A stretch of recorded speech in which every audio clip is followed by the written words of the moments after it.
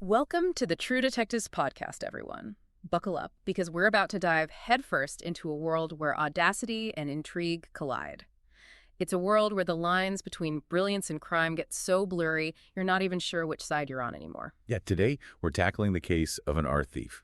They're known only as the Wraith, and let me tell you, the stuff you dug up, it reads like a thriller. Honestly, Yeah. it's wild, and we're going to break down all the twists and turns, all the crazy parts of this story. Yeah, your sources, they really do paint this vivid picture of this thief, absolutely obsessed with perfection, like vanishing into thin air. But we all know, even the best laid plans, right? There's always something, some little hiccup.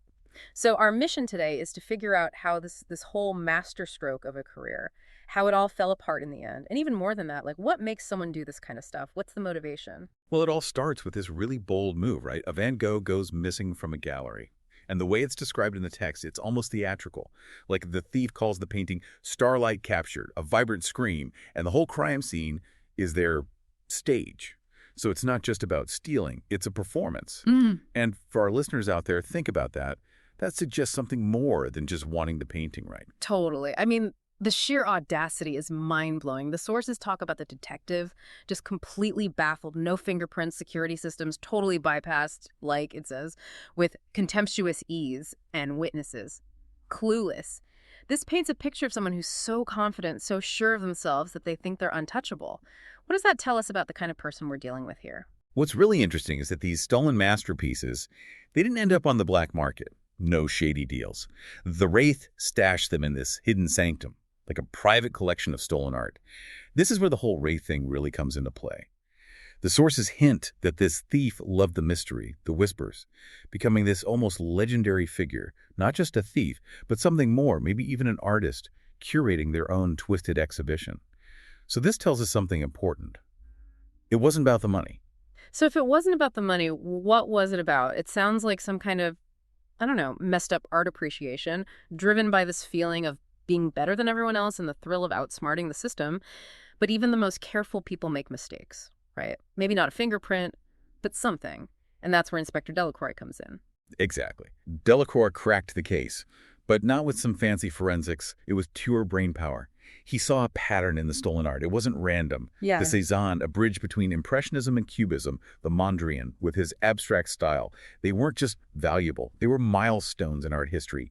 It was a deliberate choice. Yeah. What does that tell our listeners? The thief wasn't just stealing. They were making a statement, having a conversation with art history itself. This is where it gets really interesting. The text suggests it wasn't about destroying the art, but remixing it, challenging the whole idea of who owns art, who gets to see it. It's almost a rebellion against the system. How do we make sense of art theft when we look at it this way? It becomes more than just a crime. It becomes social commentary, even if it's illegal. And then there's this crazy meeting. The Wraith and Delacroix, face-to-face, surrounded by a stolen Degas. And Delacroix says, you understand art, not as an accusation, but as a fact. They both get it, and the thief replies, intimately. It's this weird connection, two people on opposite sides of the law, brought together by their love of art. What do you think? Does this tell us about obsession and expertise, even when they're used for the wrong reasons? And then the trial. A total media circus. The Wraith doesn't just defend themselves, they use the courtroom as a stage to criticize private art collections, arguing that art should be accessible to everyone. And the jury? Deadlocked. It seems like some people actually agreed with the thief, enough to have reasonable doubt. What does that say about how we, the public, view art ownership? It brings up some big questions about the value of art, about locking it away in private collections. Maybe the deadlocked jury shows that society is conflicted about this, that maybe the Wraith, even though they were criminal, touched on something that made people uncomfortable. And then there's the prison, not a typical cell, but a penthouse. And Delacroix gives the Wraith a commissioned blueprints for a high-security museum filled with recently acquired, familiar-looking artwork. This is important, listeners, this blurring of punishment and opportunity. It's key to understanding the dynamic between the detective and the thief. It's a bizarre turn of events, right? Delacroix isn't just punishing the Wraith, it's like he's sponsoring them, challenging them to use their skills in a new way. He says, consider this your commission, and it's loaded with meaning, almost a dare. And the payment, redemption, or infamy. It's up to the Wraith to decide their own legacy. This is their final masterpiece, but with a totally different canvas. What do you make of this? What does it tell us about how Delacroix sees the Wraith? What's really telling is how the Wraith reacts. They don't think about freedom or redemption. They jump straight to the puzzle, envisioning the impossible lines to breach, the way the moonlight would hit the vault's laser grid. The challenge itself, the sheer difficulty, that's what drives them. Even more than clearing their name or becoming infamous. It reinforces the idea that for the Wraith, the act itself, the intellectual challenge, is everything. And then they're released or maybe thrust into a different kind of spotlight.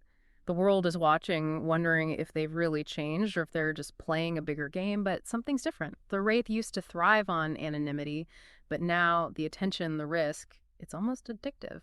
What does this say about fame, about how even people who try to avoid it can get drawn in? It's a huge shift. Delacroix's offer of redemption, it's gotten to them. Now they're wrestling with this question. Can they be creative? Can they use their skills for good? Can they protect art instead of stealing it? It makes you wonder, can people really change? Can they use their talents for good, even after doing bad things? The investigation ends with a question mark. What's next for the Wraith? Nobody knows. They're a legend. But their next move isn't about stealing another painting, it's about something much bigger. A masterpiece yet unpainted, a heist against my own nature. It's like they're setting themselves up for failure, something they never would have done before. What does this vulnerability tell us about even the most daring criminals? So what does all of this mean for you listening out there? The Wraith story shows us that even when you think you've committed the perfect crime, your motives, your habits, they leave a mark. And it makes us think, what is art? Who should own it? And can people really change? What stood out to you in this crazy story? Did the whole artistic philosophy thing change how you saw the thefts? And what about Delacroix's offer? What do you make of that? This investigation leaves us with a big question. Can real art exist outside the rules, outside the museums and galleries? And can someone like the Wraith actually find redemption after a life in the shadows? It's something to think about. If you enjoyed tonight's episode, rate and follow the True Detectives podcast. We've got more fascinating stories coming your way, all about detectives, weird investigations, and the mysteries of human nature. We'll see you next time for another crazy case.